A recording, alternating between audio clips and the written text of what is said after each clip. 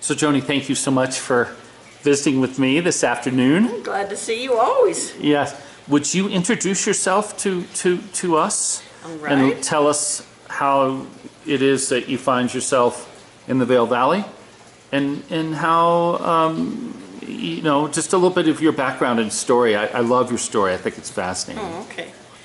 Well, I've been part of the Vail Valley for probably 45 years. We used to come up here for vacations and weekends.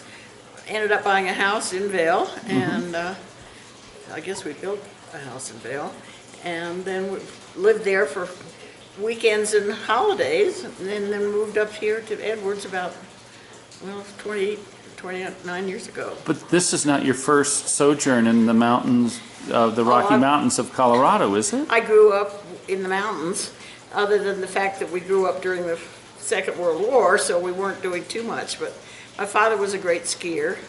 His brother's in the Ski Hall of Fame. I don't know, Lee busted his knees out early, my father. Oh. So he didn't ski race for a long time, but I grew up, I think, from about 11 or 12 years old, skiing all the time, back trails down back of Berthoud and back of Loveland, and Winter Park was where we went. So you have a little bit of mountain, you have and a lot of Denver. Yes, as all well. Denver. Okay. Born and raised in Denver, other than 3 war years when we were traveling around. Is that right? But mostly was Denver. Okay. And Tom and I never moved away. We got married in 1954. Yes. Lived in Denver. He lived in Denver.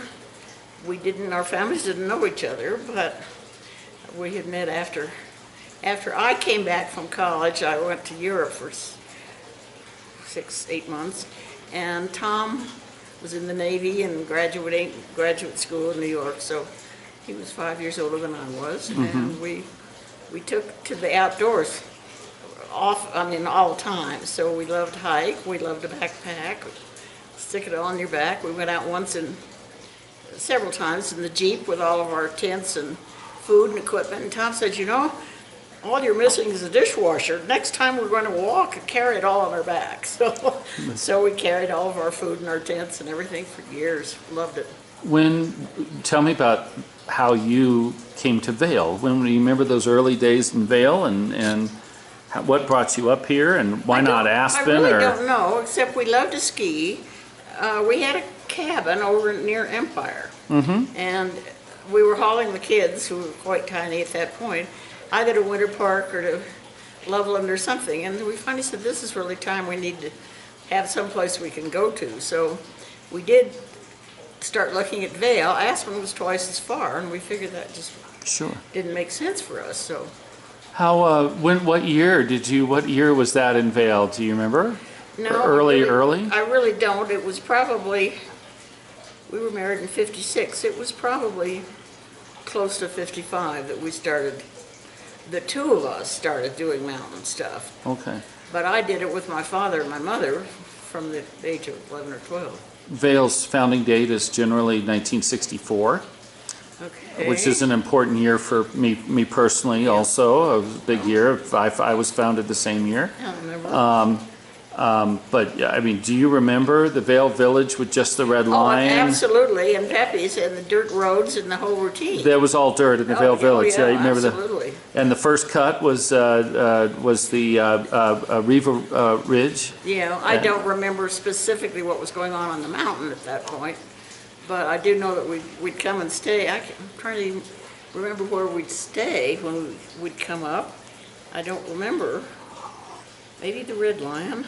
This is with the Burdicks at the Red Line, and the Burdicks at the Red Line. I mean, they're really, and That's Shika right. and Pepe and their glory years. Didn't know Shika and Pepe at all, but we were always good friends with Marge and Larry, particularly Marge. That's good. She and I were great buddies. So. Did you bump into? I mean, we're naming giants here, but Morgan and Kathy Douglas, or Marnie and Larry Jump, or the Jumps, yes. In those years, and had connections with them through skiing. Earlier, I think the Jumps were connected with the Arapahoe Basin. Yes, they founded Arapahoe Basin. Yeah. So we had not liked to ski at Arapahoe Basin too well, but we knew the Jumps from that. I'm trying to think who else was early up here. Tom Steinberg and Flo lived right across the street from us. Pete Yes. Seibert, Yes. Pete and Betty lived next door to them. The Gordon and Thelma Britton, were Right. very close to them throughout their life until they died. So And the Keltons, and Art Ambassador. was a bachelor at that point, and he moved in next door to us probably a year or two after we did. That's great. I don't know whether to tell you, he's had several girlfriends before Elaine. Well, maybe maybe we're just shorter on that. Elaine was married, of course, at that point to someone else and had 3 children, so. And the Browns, right? Keith, Ambassador. Ernie, yeah. Yeah. Oh, yes, Keith and Carol. I don't think they started off as Episcopalians, though. At that time, early on, I was trying to think who. Carl Walker was the pastor of the Lutherans, wasn't he? No, it was Don Symington, wasn't it? Oh, gosh, And yes. Father Stone was the Catholic Priest. from Minturn. And we would meet upstairs at Donovan's Golden Bar. And This is when you for bring your service. family on the weekends, so you'd be Right, on a Sunday, right, on and a you guys Sunday. would worship together. right. Is that right? But yes, and it was Don Simonton, and he had once a month, he would have a communion service for the Episcopalians, but it was a totally ecumenical Right. service. So everyone was there, and I think maybe Keith and Carol were there, but I think basically they were Lutherans, I think, at that point. I'm not sure. Sure. I've heard stories about Father Stone coming to the Red Line in the Sunday morning to do communion on the bar top because everybody was there in town, and he knew that he'd catch. But I thought he went to Donovan's. And maybe Donovan's as well. Yeah. But I've heard a couple of good stories about it. He knew where to catch everybody I after. didn't know him much Saturday because night. we were not connected with Catholics, but. Joni, how did the Vail Chapel? Okay, because that's where we were, when I said that Don Simonton used to do communion once a month. Yes. And this was very important to me. He had, I can't remember who he got, I think he did his own, this is the Episcopal service from the Episcopal prayer book that he would do for us once a month. And that's what got me started when I had heard Bill Fry preach on a Good Friday about the fact that Easter is all there is to Christianity. I mean, it's the very pièce de résistance. And that, of course, communion was sharing that at that time. So here I was, came up here and thought I was going to get communion on Easter Sunday and didn't. And that was Easter. I'm going to give you a date. I think that was Easter of 1973. That late, wow. Maybe 72, 73, Okay. or well, for the Transfiguration. But I'm even going back earlier, the Vail Chapel. Definitely. Right, this was pre-Vail Chapel. Pre-Vail Chapel. So it's earlier than that. Absolutely. My apologies. But I went down to, no, I beg your pardon. We did have a chapel at that point. Sissy Dobson was the founder of the driving force. The driving force. So go back to a story that you told me about you having a conversation with Gordon Britton about how you all are going to divvy up. Oh, well, this was probably several years later. I like that story. Okay. Yeah. Well, should I tell you first how we got the Episcopal Church? Sure. Tell me about the Because founding. that was the Easter that we didn't get communion. Right. And I went down, I was on the bishop's cabinet, Bishop Fry, in Denver, and I went down and knocked on his office door on Monday morning, and I said, we didn't get communion. Yesterday, we've got to have an Episcopal priest up in Vail.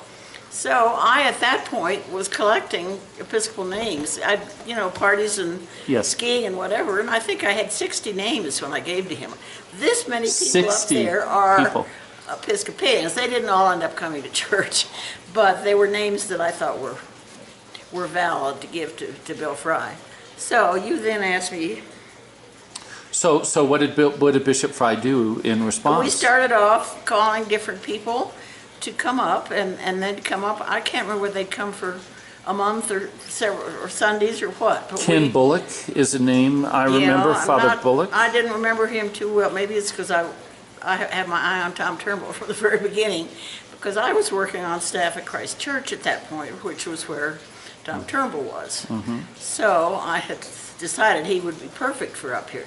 There were a couple of other, Jim Short was another that we interviewed. I liked him. He was an ex-Catholic priest. Yes. But anyway, we interviewed, and we'd have potluck suppers. We'd invite all the Episcopalians that we could think of on a Friday night for a time, and a little communion on Sunday and so forth. Or maybe we had communion then, I don't remember.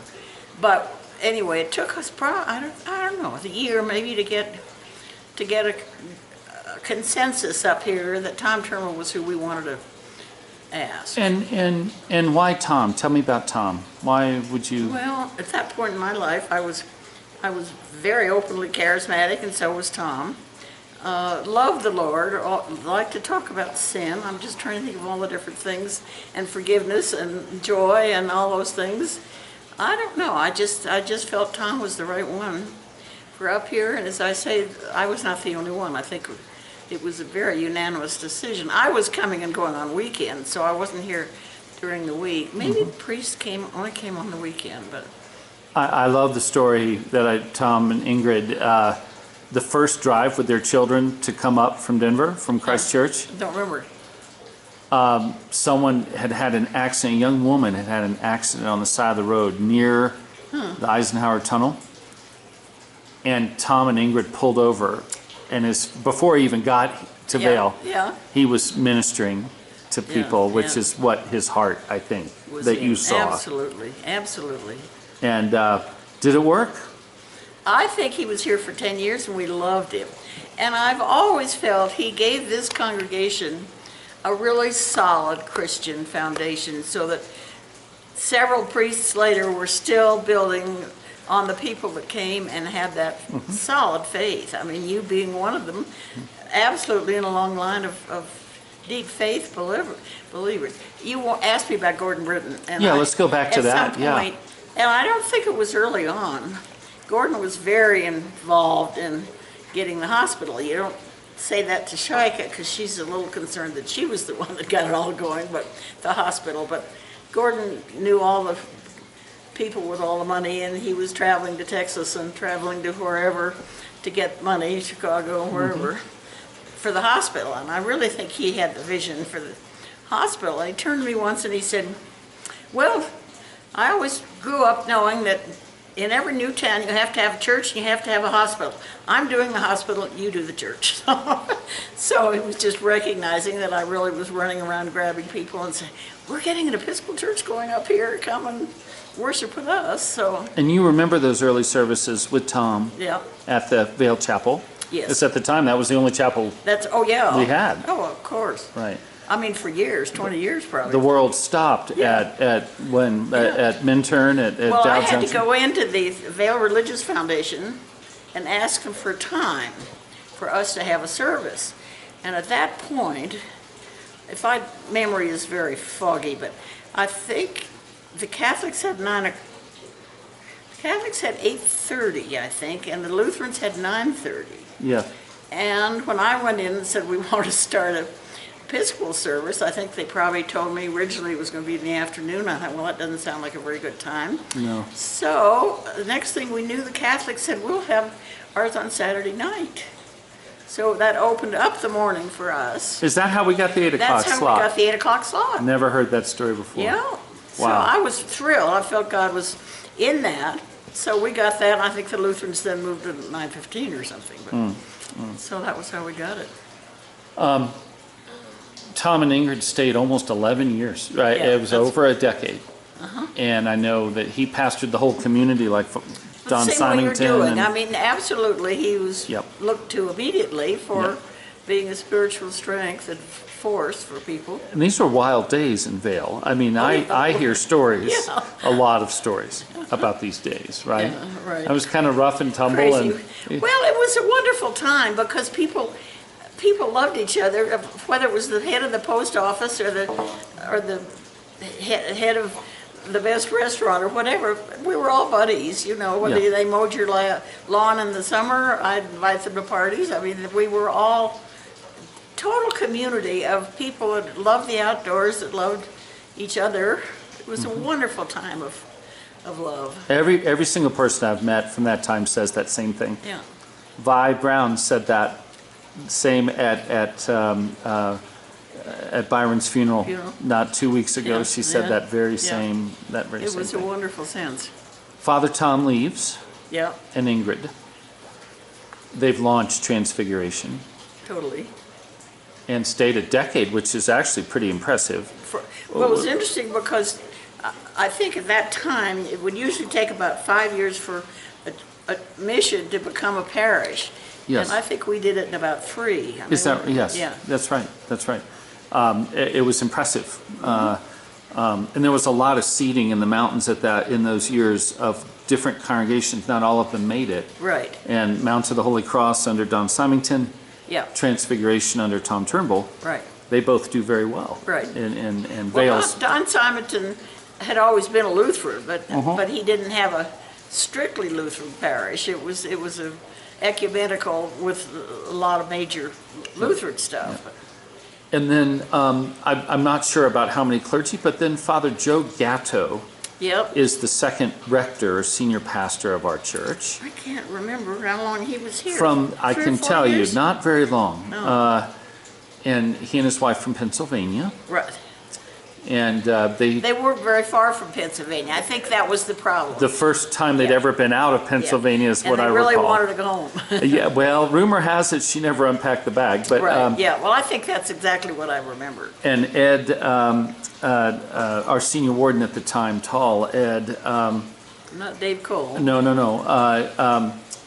Ed told me years ago that he got a call that the Gattos had gone back to Pennsylvania to vacation, and wouldn't you know it, they got a call to Parish there. to serve a church, Yeah, and so they weren't yeah. coming back, and that started some desert time for Transfiguration with We almost went under, I think, at that point. different. This is now the mid 1980s, and perhaps even a little later. Yeah. And there was a series of clergy Yeah, that come. Short-lived. They were not. I don't think they were ever. They were never priested here. Or, Well, I would have thought they were Father Max. assisting. Father Max Max Bailey Bailey. drove up, and Bruce Moncrief and his wife Well, Elizabeth. then he and Elizabeth started coming. Right to come. They retired out of Golden, and Bruce came up. I know. Yeah. And then there was a third rector in there, and he was from Singapore. Oh yeah. Oh, he was Dave Stitt. Dave and Dee Dee Stitt, and you all called someone internationally to come to I Transfiguration. can't remember where we found him. I was, as I say, I was only still coming weekends, so I wasn't. Singapore. He was. But he was quite well known. I don't know by a lot of people. I can't remember how we got onto him, but that was almost, I could say, a disaster. It just didn't fit at all. He was a very rigid, maybe still is, fundamentalist kind of Christian that just upset people terribly. I mean, Yeah. almost having people thrown out of the church if they weren't believing everything that he did. It was a tough time. It was a very divisive Very. time for Transfiguration, and they Again, didn't we stay almost- but a couple of years, Right. short time. And then our heroes appear. I believe it was 1991 Okay? in the fall. Father Bruce and Elizabeth Moncrief Came back. return to Transfiguration. Do you Right. remember? Oh, I do indeed. What was it like to see Elizabeth and Bruce kind of co-pastor together? Because they worked as such a team. I don't remember except that they were a team, loved each other, and he'd been married before, so when he found Elizabeth and she just was ready to take care of his every need, and then when she became a problem Sick. physically, I can't remember exactly what put her in a wheelchair, but he took such dear care Multiple of her. sclerosis, yeah. She Was had it? MS, and But I yeah. do remember then calling a young priest that I knew from Denver to come up and be an assistant who was going to Oh, is that stick right? with us for 2 years. Yes. I have to tell you that I miss Bruce. I think he's one of the best preachers I ever heard. Yeah, he really was. And Charlie Green, the little puppet with the children, Forgotten about Charlie Green. and it's under Bruce's time. in April of 1995 that you all decide to hold what will be the first service in Edwards, down Valley, and 95? in 95, in the basement of the bank Oh, at yes. the corner of Right. Highway 6 and Edwards I do remember Boulevard. that, And then we moved, this is before me, to the dance studio. Yes. And October 8th, 1995, my first service, I was looking at myself in the mirror. In the mirrors in of the it- bar. In We the were all bar. sitting there seeing whether we needed to lift our legs up onto the bar. Exactly. I'd never preached where I could look at myself in the mirror. Ugh, There coming were- at you from three directions. There were 29 people at that service. That's great. I'll never forget. Well, we had shrunk over the Dave Stitt year, Right. and I think it was very exciting that we could really have a new vision for what was going to happen next. And from there, of course, the rest of the story, we moved another 2 times that Edwards congregation into the elementary school gymnasium. You remember the That's basketball right. hoops? Oh, yes, oh, yeah. And then to St. Clair's St. Clair's basketball hoops, Yep, too. gymnasium, and Yeah. where their church still worships to this day. And then in 2009, we purchased the property and for the Reuter parcel in West Edwards off Highway 6, and we opened the Edwards Interfaith Chapel Yeah. and Community Center in September of 2010. It's been a wonderful gift to the community. It's been a I mean, when I think how many things are Oh. able to do, the number of meetings and Bravo concerts and, whatever it is, the done charter as school well as a and church, AA. charter school. Grief groups, divorce recovery groups, Hebrew school, many functions for the and you And were I think coming into a Christian atmosphere place that those meetings come into is good for them, for our evangelizing. I always think, well, they know they're in a church and this is something we're doing because God Yep. loves them. Yep. It is so public. It's Yeah. so it's a community. It really is a community center.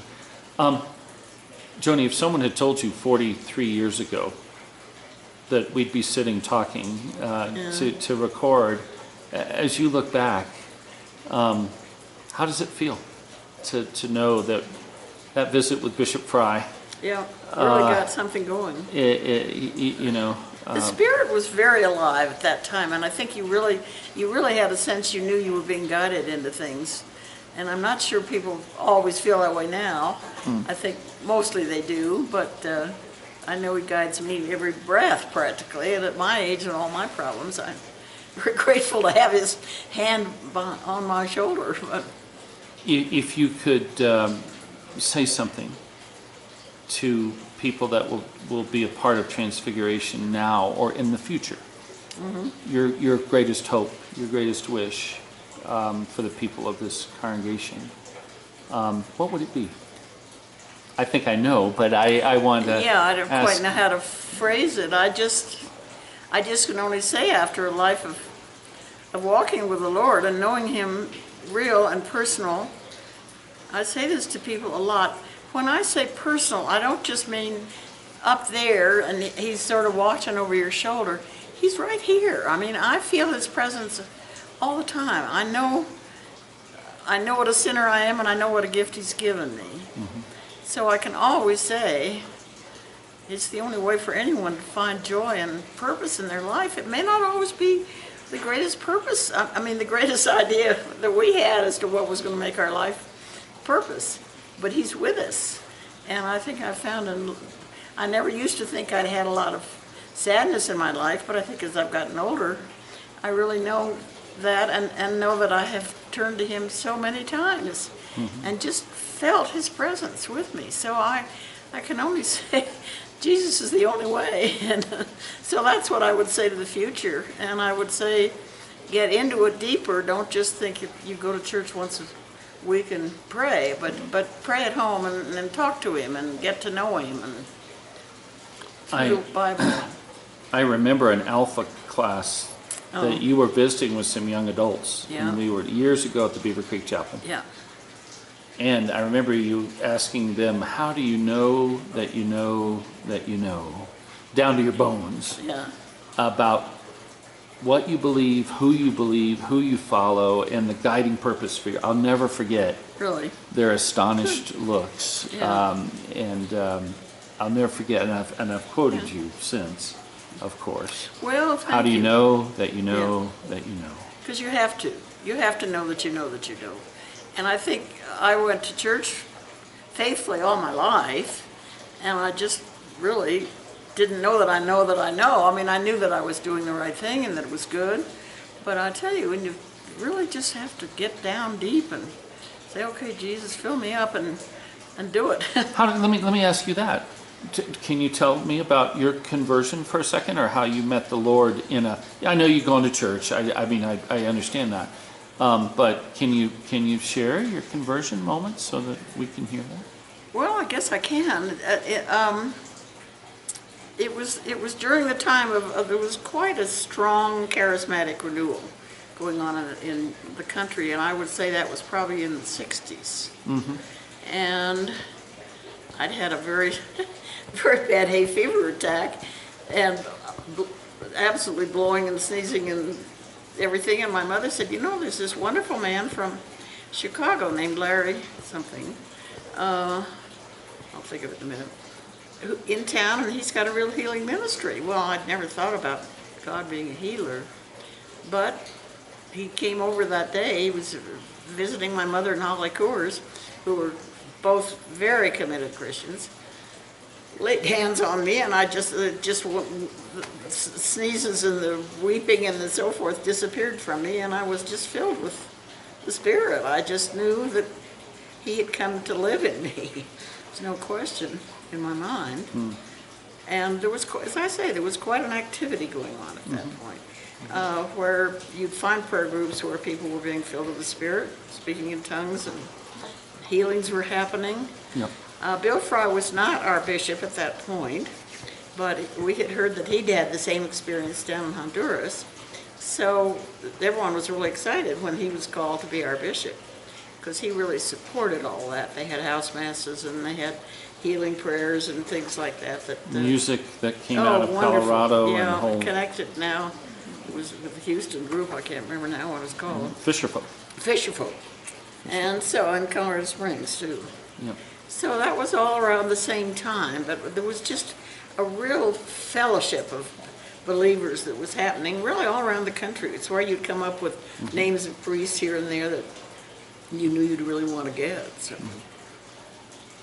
Well, thank you for visiting with me, and I really appreciate your time, and I appreciate everything I've learned from you, and tried to put to good use. Tried to honor what I promised Bruce and Elizabeth, and the vestry you were on that night that we visited years ago when I was deciding and you were deciding, you know, should this be a good match for me and my What made you decide? So, I interviewed in 4 different places. I don't know if you remember this, I do remember, all around the country, and I asked each vestry the same question: why are you here? 3 vestries, one with 26 members, in a very upscale, very, very corporate sized, That's very a little large for a vestry. Moneyed vestry. It was a big vestry. It was in the South. 3 vestries could not answer that question. And the only vestry that could answer that question was sitting above the Wendy's in West Vail, Colorado, in Eagle County, and it was Transfiguration's vestry. That was Tom Turnbull's work. And, he helped us know what we were here for. And you all said to me that night, we want to know Jesus. We want to share our faith in Jesus. And we want to grow, but we don't know how to grow. And that's what we're looking for help in doing. And I walked out of that vestry meeting, I was gobsmacked. I was flabbergasted. You really didn't expect it. I didn't at all. And I wanted to go to the big corporate church and, you know, have my career Be take successful, off. yeah. And I walked out and I called my wife, Julie, and I said, I can't believe this, but I think we're coming to Vail. And that was a 2-year commitment in October of 1995 You were going to go off and get your PhD. and get my PhD. And you said, no, you can only have me for 2 years. But That's right.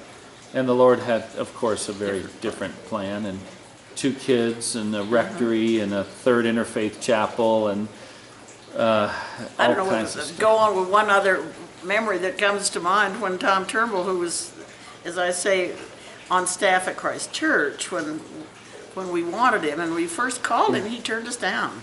Did he? And he said, no, I don't know what his dreams were of what he was going to do. So we interviewed a couple other people, and then we really felt we needed to go back and speak to him again. So we asked him, and he said, well, I'll give you my answer tomorrow. And I can't remember, it's specific, but we had a scripture that talked about Vail of Tears or whatever. We had a hymn about eagle's wings, whatever it was. There were 3 things Sunday morning that he did at That Christ he hit, Church that all hit that him? hit him. Yeah. Veil, eagle wings, and I can't remember what the 3rd one was. I think maybe there were 2 veils in there. Yep. Yep. So, Well, I tell people when we sing Joyful, Joyful, We Adore Thee, yeah. in the 2nd verse, field and forest, vale and mountain. Well, that was probably one and of them. I said just That's drop it. the That's it. and just Yeah. let's sing Vale Yeah, Mountain, right? Just No, I think that was one of the ones that we did. And Yeah. I mean, he just said, well, the Lord speaks to us, and I heard him. I ask colleagues all over the state, is the name of your town in the hymnal? And they say no. I've never heard of Pueblo Well, or it's in the Denver. scriptures too, so I mean, you know, it's just, So there are other places about veils, V-A-L-E. there it is. Well, I didn't mean to interrupt your closing No. statement here, That's it. Joni, thank you so much for joining us Well, today, seeing and you. thanks for sharing.